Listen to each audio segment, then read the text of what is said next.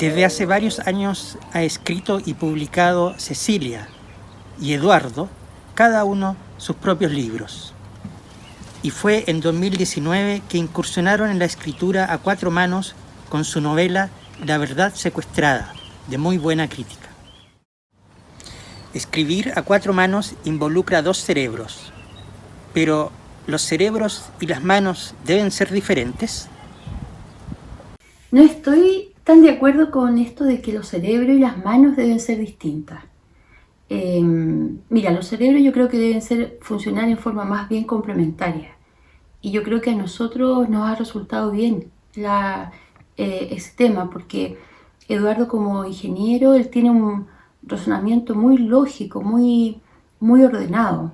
Y en el caso mío, bueno, aporto un poquito más con la subjetividad de los personajes, como un razonamiento más intuitivo. Entonces, en ese sentido creo que nos complementamos bien y le damos un poquito más de integralidad a la historia y a los personajes. Las manos sí que deben parecerse, en eso estoy de acuerdo y creo que si es que lo hemos logrado, se debe a que hemos participado, más de 10 años participamos en el taller de Poli Delano. Entonces, yo creo que eso igual como alumnos, tanto tiempo de Poli nos da un sello. Sí, las manos no deberían distinguirse. Algo a trabajar en las novelas sobre todo es la continuidad. Debe haber continuidad en el tipo de lenguaje que se usa, en el tono, en el ritmo, en las características de los personajes, en la relación de los personajes con sus entornos. Todo eso corre riesgo de quebrarse cuando se trabaja a cuatro manos. Es más posible que se rompa esa continuidad en todas esas dimensiones. Entonces, algo que hacemos, además de lo que bien señala Cecilia, que tenemos esta ventaja del sello común, de haber trabajado más de 10 años en el mismo taller, además de eso lo que hacemos es que cada uno mete mano y trabaja, reescribe lo que escribe el otro. Uno hace una entrega y el otro inmediatamente trabaja esa entrega, cambia cosas, agrega, modifica, complementa. Entonces las manos se van mezclando y se van mezclando a tal punto que nos pasa a veces cuando ya tenemos terminada la obra y empezamos a releer, que no nos acordamos bien quién escribió la primera versión de una cierta parte de un cierto capítulo. Tenemos ahora una novela negra, también escrita a cuatro manos. El zanzibariano seguía montando guardia frente a la casa de Elizabeth. Lo acompañaba George Bush tamborileando con los dedos sobre la mesa. ¿Y ahora qué?, preguntó Bush. «Esperar», respondió el zanzibariano. «¿Esperar qué?» «Un llamado o que aparezca el contador». «¿Y en ese momento qué pasará?» El grandote hizo un significativo gesto, pasando el dedo índice por su cuello. George Bush tragó saliva. Luego se paró y pidió permiso para ir a comprar un café. «Queda poco», dijo, «y necesitamos mantenernos despiertos». «De acuerdo, vuelve rápido», espetó el jefe. Minutos después, George Bush corría por Independencia hacia el sur. Se detuvo al llegar a Mapocho. Ahí recordó que la estación de trenes ya no funcionaba. «Una semana de paga es suficiente para lo que hice», dijo jadeando mientras recuperaba el aliento. «Pero no es bastante como para cargarme a un cristiano». Respiró hondo y siguió corriendo hacia el sur. ¿Cómo surgió la idea de ubicarla en un barrio específico? En la comuna de Santiago hay mucha historia, hay mucha identidad en sus distintos barrios. Pensemos en el sector del barrio Franklin, en el sector de Mata, en el sector de Estación Central, colindante con la comuna de Estación Central, ¿no? Y por supuesto en el sector Yungay. Nosotros conocemos harto el sector Yungay y nos admira que aun cuando tú ves que esa parte de la ciudad ha sido transformada, muchas de esas casonas antiguas del principio del siglo pasado ahora son residenciales y que se arrendan por piezas con todo lo que ello conlleva, vemos que también sobreviven los cités. Es un barrio donde, por ejemplo, hay picadas antiquísimas, como el Guaso Enrique, donde está la peluquería francesa. Y también a pesar de toda esa fragmentación, hay vida de barrio, hay solidaridad, hay amistad, hay familias que viven muchos años en ese sector. Entonces, allá se hace la fiesta en la Plaza del Roto Chileno, que ahora es la del Roto Constituyente. Entonces, hay muchos elementos ricos que nosotros quisimos relevar con nuestros personajes. Es interesante, lo del barrio vino de Cecilia y fue lo primero. Ya teníamos ahí situado a Patricio por azar, y viniendo él de otra clase social y de otro barrio que se intuye que debe ser muy distinto. Pero cuando comenzamos a conversar sobre la posibilidad de darle un toque de género negro a la novela, ahí surgió la idea de que ese escape inicial del personaje que lo lleva a ese territorio tuviera que ver con algún delito relacionado con los poderosos de nuestro país.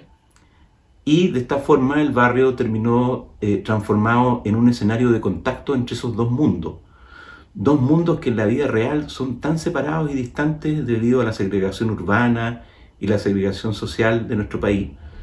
Son dos mundos, por esas razones, tan separados que sus habitantes rara vez interactúan. En nuestra novela sí, se produce ese cruce y se produce ahí, en ese barrio.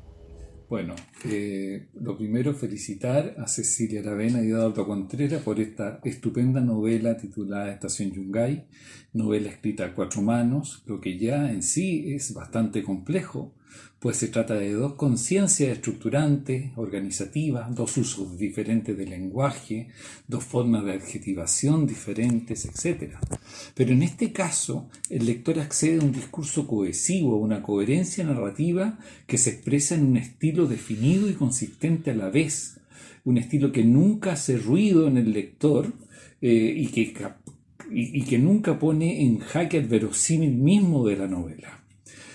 Esta novela se inserta dentro del género de la novela policial y se desmarca de alguna forma del formato clásico del género, donde el centro de atención narrativa es un detective privado o alguien que opera como detective privado. En la novela que hoy presentamos, en cambio, dicho centro de irradiación temática es más bien una figura plural, un colectivo comprometido en develar la verdad de lo ocurrido. En cuanto a la estructura de la novela, hay que decir que tan importante como la historia que se narra es el cómo se cuenta la historia, el cómo se estructura la novela. Estamos ante una intriga que se va armando muy de a poco, de manera fragmentaria, y con una información que se va entregando en forma muy dosificada. Estas características van generando tensión en el lector, quien en su propio acto de lectura va lucubrando y desarrollando diversas hipótesis respecto a lo que está sucediendo en la novela que está leyendo. Estamos, por lo tanto, ante un lector obligatoriamente activo. La intriga se compone de 3 tramas narrativas, cada una con sus propios circuitos y dinámicas propias, tramas que van de a poco entrelazándose en un complejo estructural tremendamente logrado. El lector, entonces, en su conciencia lectora, va hilando estos tejidos de las 3 tramas comprometidas y va rearticulando este rompecabezas, este engranaje de la construcción narrativa. A través de una narración lúcida, con capacidad analítica, que conoce los móviles de los personajes, pero que a la vez los deja presentarse a sí mismos y nunca agota la interpretación de estos mismos. Es un narrador que oscila entre la seriedad y un tipo de humor que se agradece mucho en la lectura. Como contexto de época tenemos los primeros años de la transición democrática, pero la tesitura temporal completa va hacia el pasado de la dictadura y hasta el momento actual. Tenemos 2 grupos sociales representados. Por un lado está la clase social alta, con sus vínculos con la política, las grandes fortunas, la corrupción. A pesar de estar recién entrenada a la democracia, lo que prima es la necesidad de los acuerdos y en medio de todo ello una tremenda corrupción generalizada. Son grupos de élite donde todavía están inscritos los peores resabios de la dictadura, organizaciones que continúan activos en tiempos de la transición democrática, organismos de seguridad que todavía están vigentes, y los personajes que se mueven en este ámbito tienen una personalidad calculadora, un pragmatismo egoísta y una falta de humanidad. Por otro lado, está el grupo social conformado por el microcosmos del barrio Yungay. Se accede a esa morfología urbana, a la historia del barrio, sus alrededores, su estación de metro, sus costumbres, su forma de participación social, su sentido comunitario, su forma de hablar. La gente del barrio Yungay es honesta, sencilla, transparente, digna, con los problemas humanos de siempre, sus fortalezas y debilidades. Este barrio se muestra desde sus lugares microfísicos, sus pensiones, sus casas. Lo que se observa en esta tipología humana es un auténtico sentido de convivencia y de comunidad, donde el gran valor promovido es la amistad. Los personajes en esta novela están muy bien delineados, cada uno con su voz propia y sus particularidades. Se observa una profunda indagación psicológica en los personajes y estos son mostrados en relieve en su complejidad. A nivel del discurso de las ideas, se produce un vínculo muy interesante entre la amnesia que sufre uno de los personajes centrales de la novela y la amnesia que sufre el país respecto a lo que sucedió en tiempos de la dictadura. A nivel de este personaje que adolece la amnesia, el texto alrededor de él es un texto, digamos, que va siendo regulado por este fenómeno memoria-olvido. En términos del país, la relación memoria-olvido también deviene la piedra angular que nos muestra como una sociedad traumada por lo vivido en tiempos de la dictadura. Para concluir, hay que destacar que en esta novela está activado un tema de suma relevancia también en términos existenciales como es el de la identidad. Dichos temas se concentran en el personaje que ha sufrido la amnesia y comienza a recuperar la memoria, pero muy susceptible de trasladarlo también a una problemática de tiempo actual. Las interrogantes que surgen del texto. ¿Es posible construirse una identidad nueva acorde a los valores propios y no los impuestos por la sociedad? El deseo de construirse una nueva identidad es al mismo tiempo una forma de construirse a sí mismo, es inventarse una vida, es la posibilidad de ello. Todos estos aspectos están subsumidos en esta novela tan bien lograda y por eso mi admiración por los dos autores. Muchas gracias.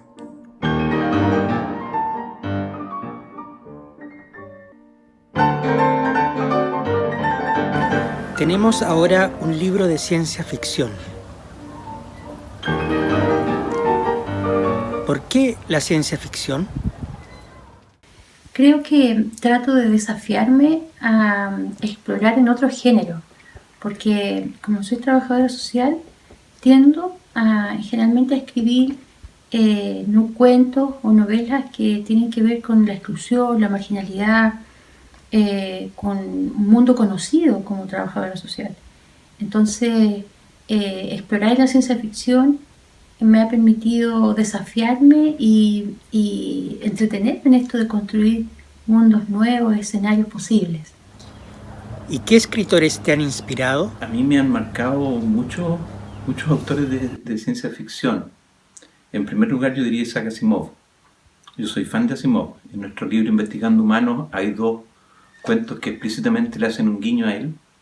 Me gusta mucho también Ray Bradbury, Arthur Clarke, escritores soviéticos como los hermanos Strugatsky, Arkady y Boris Strugatsky, que escribían a 4 manos, estos hermanos, Iván Efremov, entre otros. En Chile he disfrutado mucho los textos de Diego Muñoz Valenzuela y su serie de novelas del Cyborg. No sé si me han influenciado en las temáticas y el estilo, pero sin duda han sido parte del impulso para explorar en ese terreno de la ciencia ficción y atreverme a meterme ahí. ¿Y cómo te ha influenciado el cine? Yo creo que de todas las formas posibles, porque soy muy cinéfila, me gusta mucho el cine, muchísimo. Películas como, bueno, el tradicional, Blade Runner, 12 monos de Bruce Willis, una de las primeras películas que hizo Brad Pitt, también mezclando ahí lo policial con la ciencia ficción. Sin duda que son películas inspiradoras en esto de construir nuevos mundos y hacerlo también desde la perspectiva policial. También me acuerdo mucho ahora de esta película Fargo y Sospechosos de Siempre. También son muy buenas películas policiales. Así que de todas formas el cine influyó mucho Y también es circular el proceso, porque también reconozco que cuando leí Ralph Bradbury, cuando era una Lola, las crónicas marcianas de Ralph Bradbury, también me interesó mucho la ciencia ficción desde sus cuentos. Los humanos habían sido bípedos. Esta conclusión no podría ser rebatida por ningún investigador dedicado al tema del extinto tercer planeta del sistema descubierto hace unos años. La discusión estaba zanjada, desde el descubrimiento de las historias grabadas en medios magnéticos que habían permitido ver por primera vez sus imágenes. Chi-Chium contaba con abundante evidencia arqueológica. Por lo tanto, no era ese el tema que le pudieran cuestionar en el cuarto congreso. ¿Quiénes fueron los humanos? Chi-Chium se elevó expulsando vapores por su trompa para quedar flotando por sobre las colinas en las que los macilentos Worleys de su especie gozaban de los rayos de 2 soles que orbitaban el planeta Calderán. No le agradaba mucho la compañía de sus congéneres. A diferencia de ellos, Chi prefería flotar por sobre las colinas y contemplar a los Worleys desde la distancia. Solo así lograba concentrarse lo suficiente como para pensar en sus documentos y presentaciones científicas. Hola, soy el escritor Diego Muñoz Valenzuela y vengo a presentarles a ustedes un libro que se titula Investigando humanos y otros cuentos para el fin del mundo, que es una colección de cuentos que tiene 2 autores, que son Eduardo Contreras y Cecilia Aravena. Y yo también prologo esta colección de cuentos, que son, como lo sugiere el título, Investigando humanos y otros cuentos para el fin del mundo, son cuentos fantásticos y de ciencia ficción. Es un libro que está hecho a 2 manos, pero por sus autores en forma separada, con excepción de un cuento. O sea, aquí hay cuentos de Eduardo y cuentos de Cecilia, con la unión de esta pretensión. Ellos, como autores, han escrito, sí, a 4 manos, novelas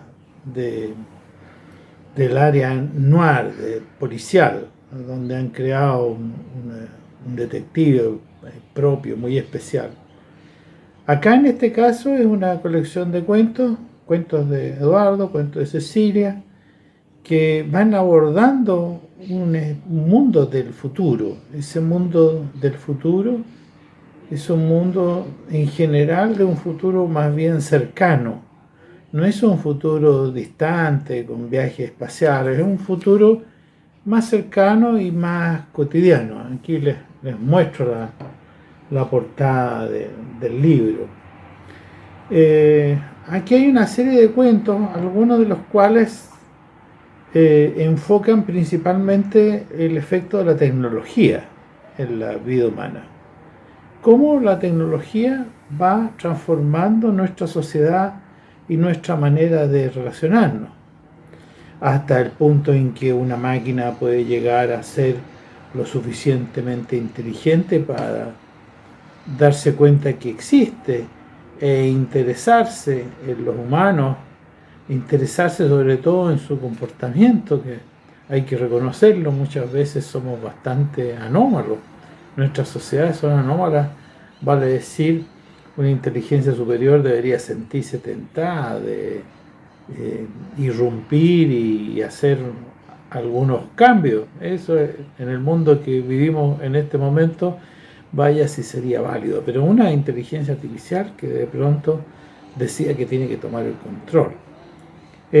Un evento que muchos dicen que estamos a punto de tenerlo aquí con nosotros, digamos, que las máquinas adquieran autoconciencia, que se comuniquen entre sí y que empiecen a tomar decisiones sobre nosotros. Bueno, esa es una de las narraciones que está acá.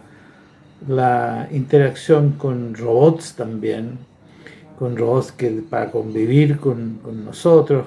Y aquí hay un cuento donde se mezcla lo fantástico con lo policial, que es el cuento que escribieron efectivamente a 4 manos los autores. Los robots que tienen que cumplir con las leyes de la robótica, que en su momento fue Isaac Asimov quien las formuló. Entonces aquí ocurre un crimen, en realidad dos crímenes, y esos 2 crímenes tienen que ser resueltos por un investigador en este mundo donde ya convivimos cotidianamente con los robots. También está en este libro la problemática del medio ambiente, cómo los humanos deterioramos sistemáticamente nuestro medio ambiente, cómo atentamos contra él, deteriorándolo, destruyéndolo, erosionándolo, sin darnos cuenta que en realidad nos estamos afectando nosotros mismos, dañando el medio ambiente donde nos desempeñamos, donde nos movemos.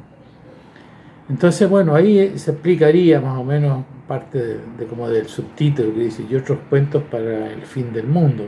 Entonces también aquí hay una reflexión de decir, si vamos como vamos, iremos a tener un futuro realmente, o estamos anulando nuestro futuro. Y esto determina algo que es lo más importante que la literatura fantástica pueda tener, que es reflexionar sobre nuestra vida social. Al final es reflexionar sobre la humanidad. Lo tecnológico, en buenas cuentas, forma parte de la escenografía en un buen libro de literatura fantástica o de ciencia ficción. No es lo más importante, no sé, las naves interplanetarias, los modelos de los robots, las capacidades computacionales. Siempre está el ser humano, es lo más fundamental. Hoy día la tecnología se ha desarrollado tanto, convivimos con máquinas a través de las cuales la misma máquina seguramente a través del cual les va a llegar a ustedes este mensaje, esta explicación de qué es lo que es este libro Investigando Humanos y otros cuentos para el fin del mundo, vaya a ser la misma máquina en la cual fue registrado y difundido, y quizás si el libro lo vayan a leer también en otra máquina o en la misma máquina. O sea, estamos tan habituados con ellas que dejamos de verlo, pero son máquinas, son extensiones, son como prótesis nuestras. Entonces lo fundamental es eso, entender que lo tecnológico se va integrando al humano. Así como el primer humano habrá tomado un mazo, un trozo de árbol para golpear un animal y poder cazarlo y cocinar con él, o transformar ese trozo de madera en una lanza para poder cazar. Y bueno, eso es lo que este libro aborda. Cómo la tecnología, cómo el futuro, cómo nuestro accionar en la Tierra va modificando nuestra sociedad y nuestro medio ambiente, y lo hace de una manera entretenida, potente, interesante, reflexiva, incluso humorística cuando lo amerita. Bueno, eso es, yo los invito a leer este libro, Investigando Humanos, de Cecilia Aravena y Eduardo Contreras. Es de Editorial Explora, así que por ahí lo podrán encontrar en el mundo virtual o en el mundo real de las librerías. Eso y un cordial saludo. En los cuentos veo una mirada pesimista. ¿Esa es la visión que tienen de lo que viene? Sí, claramente Investigando Humanos y otros cuentos para el fin del mundo, el nombre lo dice, plantea una visión bien distópica del futuro. De hecho, ese es un cuento que cierra el libro, en el que la investigación a la que se alude es una investigación que hacen extraterrestres indagando sobre los humanos que ya estamos extintos. Y lo hacen tratando de interpretar películas que encontraron en una nave espacial. Ahí de nuevo vemos, entre paréntesis, la interacción entre literatura y cine. Es difícil escapar a las visiones distópicas, sobre todo en un contexto de cambio climático, auge de desastres naturales, incluida por cierto la actual pandemia. Sumemos a eso la robótica y la inteligencia artificial, y lo que nos fue pasando con Cecilia es que sin darnos cuenta nos fueron saliendo estos textos que reflejan preocupación e inquietud por el futuro de nuestro planeta. Nos salían miradas bastante lejanas a nuestras utopías, pero las quisimos compartir con la intención de alertar más que de alarmar, y con la esperanza de que aún estemos a tiempo de salvar nuestro hogar. Yo confío en que sea así. Ojalá esta pandemia nos esté dando una oportunidad y salgamos de esto más humanos y solidarios, que es lo que el planeta necesita.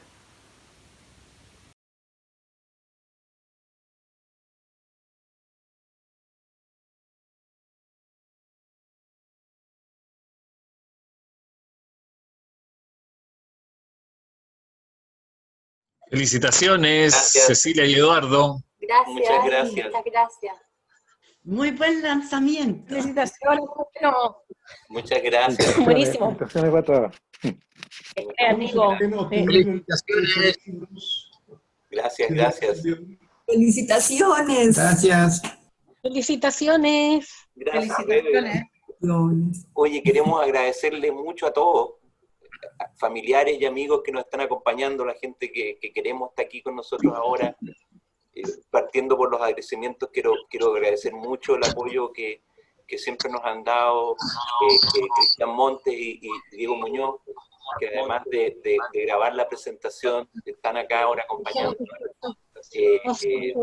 Esta idea de que la literatura es un trabajo muy solitario, individual, y la verdad es que yo siempre lo he vivido en forma bastante colectiva, aparte de que escribimos a cuatro manos, participamos todo lo que podemos en agrupaciones como Letras de Chile, donde estamos junto a Diego y Cristian buscando impulsar el tema del libro y la lectura.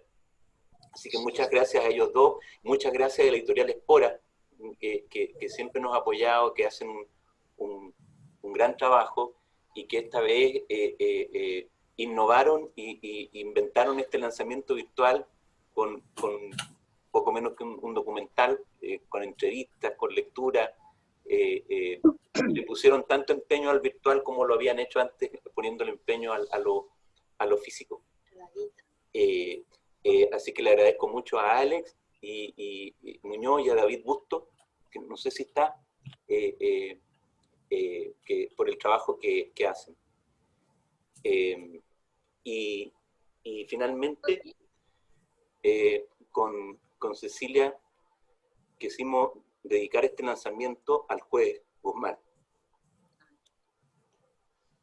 que lamentablemente, como saben, nos acaba de dejar.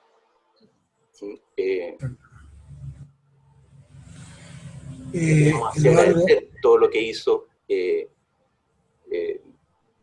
una persona que todos saben, todo lo que aportó al país en términos de justicia, y que además tuvo una relación muy cercana con mi padre, que está acá, y nosotros dos, a su vez, una relación muy cercana con Julita Guzmán, su hija, que habría estado acá en este lanzamiento, estuvo varios días confirmando que venía, pero evidentemente no puede estar, así que quisimos dedicarle el lanzamiento a él. Eso.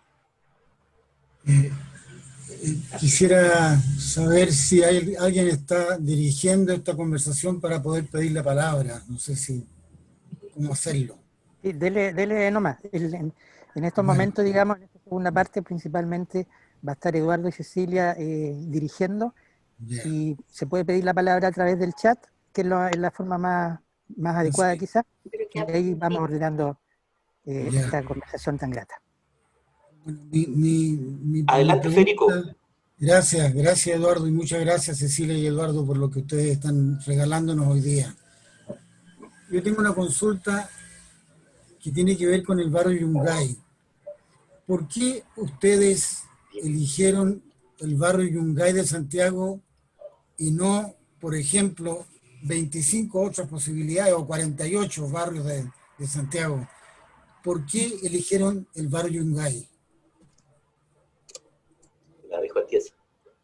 Mira, Federico, lo que pasa es que el primer borrador de esta novela se hizo el año 2007 y fue un primer intento de novela cuando nos incorporamos al taller de Poli Delano, y ese primer borrador lo hice yo, y a mí me marcó mucho cuando trabajé muchos años en la Vicaría de la Solidaridad. Ahí el territorio estaba distribuido en decanatos, y los decanatos eran Franklin, Estación, Mata y Yungay, y a mí me tocó trabajar en el sector Yungay. Entonces recorría esas calles trabajando, bueno, eran tiempos de dictadura, entonces era complejo, pero se podía hacer un trabajo igual, ollas comunes, comedores solidarios, bares lácteos, colonias de verano, grupos juveniles, las primeras agrupaciones de familiares de presos políticos. Entonces, todo un trabajo que implicó conocer ese barrio, esas calles, y muchos de los personajes que están recogidos, mostrados de alguna forma en la novela, son personas que tuve el privilegio de conocer. Entonces, es por eso que está situado ahí. También nos gustaría hacerlo en otros barrios, pero partimos por eso. Muchas gracias. Mi querido amigo y doble colega, casi triple colega, Diego Muñoz, había pedido la palabra. Querido Diego. Gracias, oye, bueno, felicidades por el doble parto también, el trabajo a 2 manos, a 4 manos, 2 hijos nuevos, una fiesta. Oye, perdonen que exprese acá una idea antes de hacerle una pregunta, ¿no? Que tiene que ver con el anticipo, que tiene que ver con el tema de los géneros. Aquí estamos hablando de género fantástico, ciencia ficción, novela negra. Y de fondo también hay otras cosas, ¿no? Yo soy de alguna laya y tengo que serlo porque no me queda otra, defensor de la literatura de género, pero al mismo tiempo no creo mucho en la literatura de género y creo en la literatura, ¿no? Que le pongamos etiquetas después es interesante, pero claro, yo lo que leo en el trabajo de ustedes también es una reflexión sobre la sociedad, y la mejor ciencia ficción pienso que es la que tiene que ver con la reflexión social, y la mejor novela negra, o el mejor noir también, Yacidio, ¿no? Ahora eso acá hemos estado un poco privados de esa última parte. Me habían pasado cosas raras acá. Cuando mi novela Flores para un Cyborg como que sirvió para despertar, sacar la ciencia ficción del congelador. Pero si se lee con atención es una novela negra, y si se lee con más atención es una novela política, y es francamente una novela política. Y de eso en Chile prácticamente no se habló. Por ahí un par de críticos dijeron que sí, como que tenía un elevado tinte político en algunas cosas, o sea, tenía que ser de cyborg nomás y no tocar ninguna otra cosa. En 2008 fui a España, porque se hizo una edición allá, y en la primera presentación que se hizo en español levantó la mano y dijo: oiga, dice, y en esta novela lo que usted quiere decir es que dado que no hubo justicia en Chile, la gente tendría que tomársela por su propia mano. Esa pregunta jamás me la hicieron acá. Jamás me la han hecho acá, quiero decir. Lo cual quiere decir, no sé, eso me hizo ver a mí cuán maniatado, cuán controlado está el espacio en el cual se discute, y los paradigmas con los cuales trabajamos, que tienen que ver con los géneros. Allá no les complicó nada eso, era justamente, les parecía interesante que tuviera una... Después se hizo una edición en Italia, y en Italia me hicieron esta otra pregunta. Me la hicieron en Milán, en una comuna combativa, habría que decir. Entonces me preguntan un tipo de los presentes que están, me dice: oiga, mire, acá nosotros al Duce lo fusilamos y después lo colgamos en la plaza, unas cuadras más allá de donde estábamos. Y en Chile Pinochet murió en una clínica. ¿Qué opina usted de eso? Bueno, tuve que opinar de estas cosas, pero quiero decir que opinar sobre estas cosas es súper importante, ¿no? Entonces la literatura de género, no sé, de repente la gente la mete en una caja y la pone a un lado, y lo que más se pone al lado es la literatura que aborda la situación actual. Bueno, pero vamos a tener por esta vía virtual pronto, y Eduardo y yo estamos entre los organizadores, un encuentro que va a ser justamente, que se nos ocurrió hacer un encuentro entre la literatura negra y la literatura de ciencia ficción. Así que bueno, que tenemos que ponernos a trabajar a todo esto en eso, Sí, Eduardo. Después tenemos que ponernos de acuerdo, pero vamos a hacer un encuentro sobre eso de reflexión. Y en el fondo la pregunta, ustedes han estado en los dos frentes, digamos, han estado en el frente noir y han estado en la literatura fantástica y de ciencia ficción. ¿Qué reflexión tienen de eso? ¿Qué vasos comunicantes hay o dónde hay vasos comunicantes? ¿Quién nos permiten mostrar? ¿Hay parentesco entre las dos? ¿Son tan rígidas las fronteras entre todas estas y podemos agregar la novela social también? Eso. gracias, Diego. No sé si quieres contestar tú. Bueno, yo no veo mucha frontera rígida entre el policial, noir y el fantástico. Nosotros con Ceci nos pasó que partimos más bien por el policial y después cuando nos metimos al fantástico, a la ciencia ficción, en Investigando Humanos, como que de alguna forma el policial igual se nos fue colando en más de uno de los cuentos que están ahí. Algunos, como el que tú mencionaste, que está escrito a 4 manos, directamente un policial con un investigador y todo.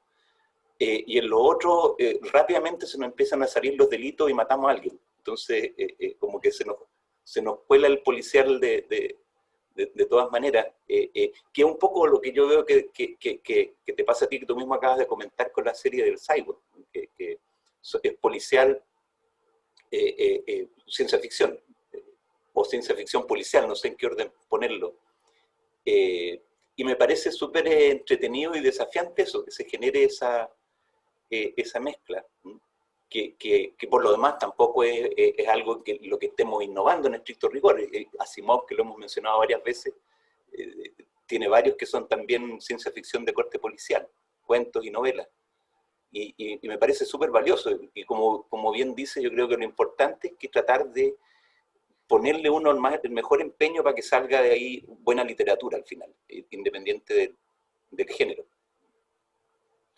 Eso, no sé si tú quieres agregar algo. Yo solamente agregaría que hay un hilo común, creo yo, que es nuestra visión crítica de la sociedad en la que vivimos. Porque desde el género negro se critica los poderes fácticos, se critica a un sector minoritario que concentra el poder y toma decisiones para privilegio de esos pocos. Y desde la ciencia ficción también hay una crítica, como decías muy bien tú, Diego, en tu presentación, una crítica a cómo estamos explotando a la Tierra, cómo vivimos, cómo estamos devorando la Tierra.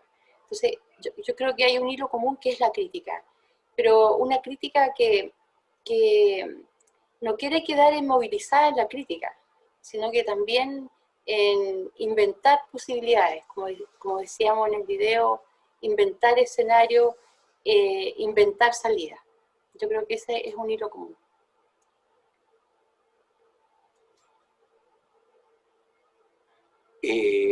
Oye, reitero los agradecimientos a todos los que están conectados, sí, familiares y amigos muy queridos, en particular a los que se están conectando desde otros horarios y otras latitudes. Sí. Gunila y Coco, Jimenita y Arturo, que los veo por ahí. Muchas gracias por estar acompañándonos. Y gracias a todas y todos. Es rico en estos tiempos de pandemia y aislamiento, aunque sea de esta forma, sentirse acompañado. Sí, y además en un proyecto quijotesco como este, de tratar de seguir sacando libros contra corriente, contra pandemia, contra todo. Muchas gracias. Agradecerte a ti, Eduardo y Cecilia, que además de todo son nuestros formadores en el taller de Poli, donde dibujamos también esperanza y nuevos futuros. Y ustedes son el pilar de ese taller. Gracias, gracias, Glorita. Muchas gracias. No sé si Cristian quiere decir algo. No, solamente felicitarlos y solamente no olvidar de que por lo menos la novela que yo leí, que presenté, está muy bien escrita. Entonces es interesante también como el logro, el placer de poder leer algo bien compuesto, bien armado. Es una novela que me parece que tuvo muy buen fin. Independiente de todo, de aquello que se habla, de cómo se opone la concepción ideológica que caracteriza a los grupos dominantes versus una visión de mundo donde es posible pensar la utopía, un nuevo tipo de sociedad, un nuevo tipo humano donde el ser humano se puede ir configurando también como una especie de obra de arte, como decía Michel Foucault, cuando uno se construye a uno mismo. Entonces, está por un lado el discurso de ideas de esta novela, pero por otro lado está el logro de la estructura y que aquello que nos dedicamos a enseñar literatura nos produce placer cuando algo está bien compuesto, no solamente de lo que se habla, sino de cómo se logra eso. Así que muchas felicitaciones, porque tienen que estar muy contentos de que lograron una buena novela, además. Sí, No gracias. solamente entretenida, sino que buena. Muchas gracias, Cristian. Arturo nos había pedido la palabra, nuestro amigo Arturo Chávez de Costa Rica. Bueno, muchas gracias y un saludo a todos nuestros compañeros chilenos desde Costa Rica. Realmente agradecemos a Eduardo y a Cecilia la invitación que nos hicieron para participar en esta importante ocasión. Nosotros realmente nos sentimos muy halagados porque conocemos un poco la obra de Cecilia y Eduardo, nos han hecho el honor de compartir algunos textos. Yo más bien, mi preocupación es cómo los puedo conseguir en físico. Para nosotros los viejitos, siempre, digamos, es más dable disfrutarlo en físico, sentarse un rato y leer el texto físico para poder disfrutarlo. No sé cuánto tardaremos en disfrutarlo, pero sé que en algún momento lo vamos a disfrutar, como hemos disfrutado otros cuentos de Cecilia y Eduardo, bueno, y la novela de Eduardo también, anterior. Y bueno, oyendo a Cecilia sobre la cuestión de la ciencia ficción, ¿cuál de nosotros en los tiempos jóvenes no nos ilusionamos con el género de la ciencia ficción, ¿no? Los hermanos Efremos, de la nebulosa Andrómeda, a Jordi Serra, por ejemplo, a Ray Bradbury, todas estas novelas, y entonces pues me despierta tremendamente la inquietud. Quiero pronto poder leerla, no sé cómo, pero ojalá bueno, ustedes saben, nosotros estamos acá en Costa Rica, pero bueno, un abrazote a todos, y a nuestra amiga Mirta, que por ahí la veíamos, ya no la veo por ahí. Aquí está. A Mirta, hola Mirta, que estuvo acá, realmente un abrazo desde Costa Rica. Nuestra casa aquí en Costa Rica está siempre a las órdenes y serán todos los chilenos bien recibidos, ¿verdad? Un abrazo. Pero los chilenos como ellos. Los chilenos como ustedes, desde luego. Un abrazote a Eduardo y Cecilia, nuestros queridos amigos, los queremos y los queremos a todos, un abrazote. Muchas gracias, Arturo. Gracias. Te vamos a guardar ejemplares físicos, no te preocupes. Hola, Bueno, yo felicité por el chat, pero estoy muy contenta por la presentación que han hecho, que ha sido muy buena. Gracias. ¿Se escucha? Sí, mijita, sí se escucha. Ah, ya. Y lo que quería comentarles es que alguien lo dijo antes, pero es algo que yo he percibido todo el rato en las novelas que he podido leer, que independientemente del género, o si es de 4 manos o de 2 manos, me parece que aparece siempre la experiencia. Y yo quería preguntarles, ustedes cuando construyen sus novelas, sus cuentos, ¿afloran espontáneamente, naturalmente, o como una especie de rayo luminoso esta experiencia y se lanza la inspiración, o es un trabajo arduo buscar esta experiencia y plasmarla en sus novelas? Qué pregunta más difícil. Contéstala tú. Bueno, yo creo que uno siempre escribe un poco de lo que conoce y de lo que ha vivido. Entonces, Mario Vargas Llosa tiene una metáfora que dice que los escritores somos como el animal mitológico antiguo del catoblepa, que se alimenta de comerse a sí mismo. en el sentido de que uno va a su memoria, escarba y saca cosas de ahí. Yo creo que eso es inevitable. Yo creo que a los dos nos ha pasado. Sí. Lo que decía Cecilia, su experiencia en el barrio Yungay cuando trabajaba en la vicaría. Y me ha pasado también a mí en los cuentos y novelas que he escrito antes, muchos están basados en cosas que uno vivió. Por ejemplo, aquí hay varios que fuimos compañeros alguna vez en la Facultad de Ingeniería de la Chile, y por ejemplo, como Guillermo está saludando, Mauricio, y de esa generación yo creo que todos recordamos la historia de El Sapo, cuando apareció un sapo y fue atrapado por los estudiantes y llevado al hall central para ser interrogado y casi sumariado y eventualmente hasta ejecutado, si no se detiene una cosa. Y eso está en un cuento. Entonces, yo creo que es inevitable que uno echa mano a esos recuerdos, esas historias, modificándolos, cambiándolos, dándole un alma para que el cuento, la novela funcione y no sea simplemente una crónica de lo que pasó, pero yo creo que uno se alimenta de eso. Sí, yo creo, complementando también que todos hemos conocido héroes anónimos, héroes, personas, mujeres, hombres, jóvenes, que son héroes desde las circunstancias que enfrentan, cómo la enfrentan, lo que superan, lo que comparten. Entonces también van quedando huellas de esas personas, y yo por lo menos siento que de pronto tienen que salir esos héroes anónimos a la luz, y tienen que ser conocidos por otros.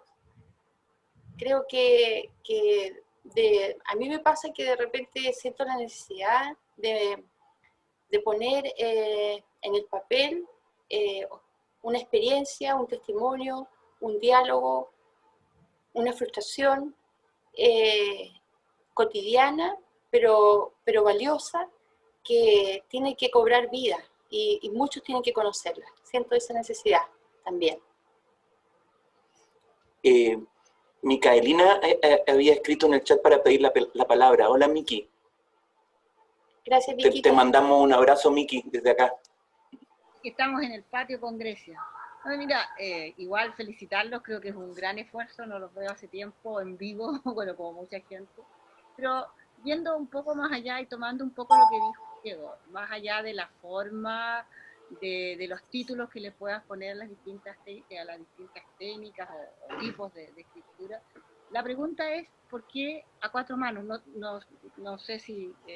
y no desde una cosa anecdótica, sino que tomando el cuento que pusiste y que de alguna manera tiene una lectura muy similar en Ray Bradbury, en las Crónicas Marcianas, este cuento que alcanzaron a leer, yo no lo he leído, pero lo que leyeron ahí, ¿no es cierto?, cuando ya no quedan humanos y lo estamos investigando, pero tomando eso también, si llegaran los que sean, ¿no es cierto?, mucho tiempo después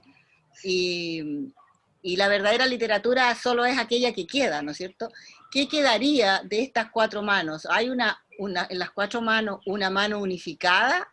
¿O el objetivo es que siempre se noten las dos manos? El escritor de por sí es una persona autorreferida, en el sentido que quiere expresar su mano, su pensamiento. Al ser ustedes dos, ¿qué se pretende en esto? O sea, aparte de la cosa fantástica de como pareja construir algo a cuatro manos, pero eso es para hoy.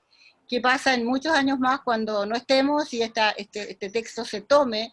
Que se notarán las cuatro manos, o las dos manos, las dos personas, el objetivo es que se note, que no se note, o se notará algo extraño, o en una literatura disgregada en dos personas, o integrada de dos personas. Es un cuestionamiento, ¿no? Si quieres parto yo después. Sí, claro. Mira,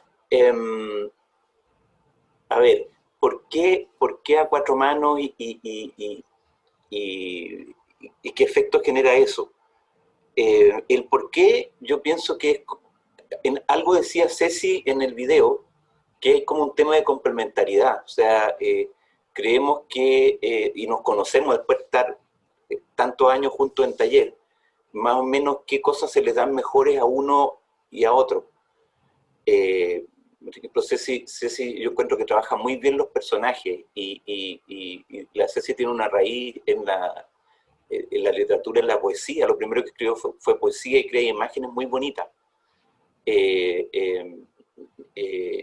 Yo como que me voy más por el lado de estructurar la historia. Entonces, en algún momento pensamos de que sumándonos a lo mejor lográbamos crear algo, claro, algo que fuera más potente. Esa fue la apuesta.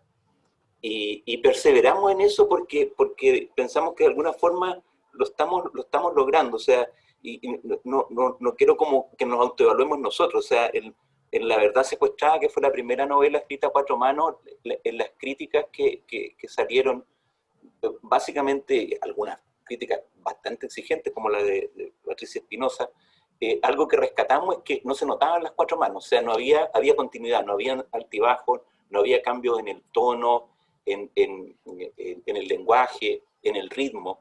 Y yo diría que eso lo hemos tratado de trabajar bastante en lo que es las novelas.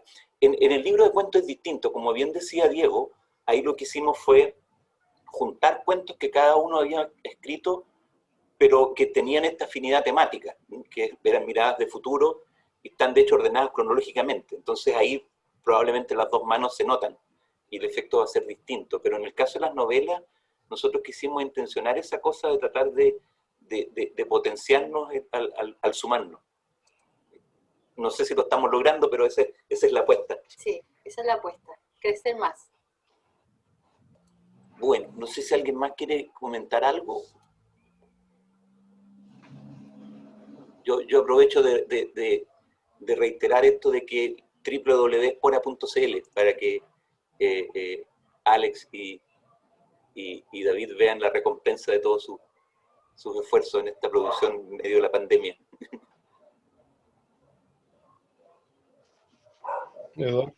Felicitaciones a ellos por lo que hicieron, fue muy hermoso todo lo que montaron, la música escogida de Satie, un acierto, lo hicieron muy lindo. Sí. Jorge, felicitaciones. Gracias, Cristian. Muchas gracias. Muchas gracias por la invitación. Yo no los he leído todavía, no he tenido el privilegio, pero quiero comentarles que la forma que le dieron al lanzamiento la encontré muy estimulante, me dieron muchas ganas de leerlo, la encontré ingeniosa además, así que por lo menos lo referido al lanzamiento, felicitaciones, me pareció muy creativo y muy estimulante. Gracias. O sea, gracias. Esas felicitaciones las transferimos directamente a Alex y a David. A quien corresponda. Sí, en la editorial, ellos organizaron todo esto. Ok, yo soy de los afortunados que vivo cerca del que leo y consistorial, así que perfecto. Yo corro para allá. Perfecto. Gracias a todos. Gracias a todos. A todas. Sí. Gracias a todos y todas. Bien, Gracias yo creo a todos, que un gusto. ha sido muy grato, muchas gracias. Por nuestra parte reitero los agradecimientos a todos. Ojalá el próximo podamos hacerlo presencial y hacer unos brindis después. Sí, un vinito, eso se va a echar de menos. El cóctel y el vino de honor. Eso sí. Sí. Aguas. Bueno, nosotros nos conviene que no sea físico, sino digital. Ahí pueden que es más participar. fácil asistir. Estamos felices con este formato. Será híbrido al próximo. Sí, se puede hacer uno híbrido, claro. Yo creo que para allá vamos. Mezclado, sí. Claro, claro. Bien. Bueno. Muchas gracias. Abrazos, muchos abrazos para todas y todos. Felicitaciones. Muchas gracias. Igualmente. A todos. Cuídense mucho. Cuídense mucho, muchas gracias. Muchas gracias. Ustedes también. Chao.